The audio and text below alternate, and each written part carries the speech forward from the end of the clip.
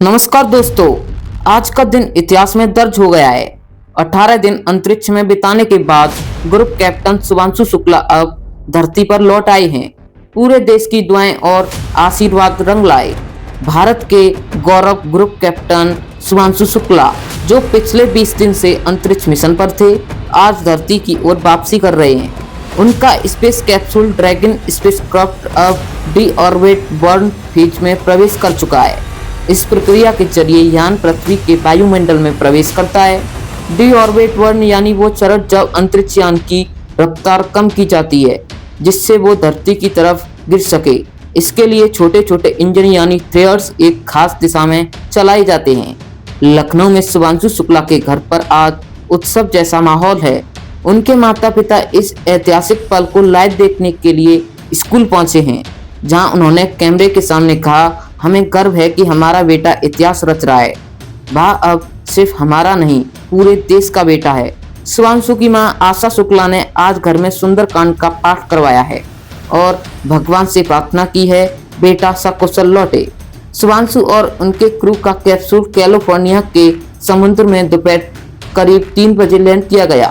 Capsule पृथ्वी के वायुमंडल में जब प्रवेश करेगा तो उसका तापमान 1600 डिग्री सेल्सियस तक पहुंच सकता है, लेकिन घबराइए मत, हीट शील्ड इसे सुरक्षा प्रदान करती है।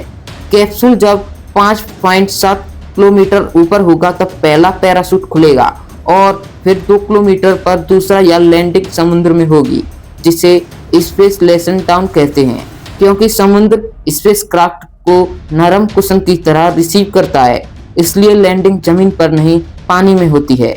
शुभांशु शुक्ला और उनकी टीम को अगले 7 दिन आइसोलेशन में रखा जाएगा, क्योंकि 18 दिन शून्य गुरुत्व में रहने के बाद शरीर को फिर से धरती के गुरुत्व में ढलने में समय लगता है। इस दौरान मेडिकल, साइकोलॉजिकल और फिटनेस की जांच की जाएगी। उसके बाद ही शुभांशु भारत लौटेंगे। शुभांशु शुक्ला ने अंतरिक्ष में कुल 60 साइंटिफिक एक्सपेरिमेंट किए, जिनमें से 7 इसरो के थे।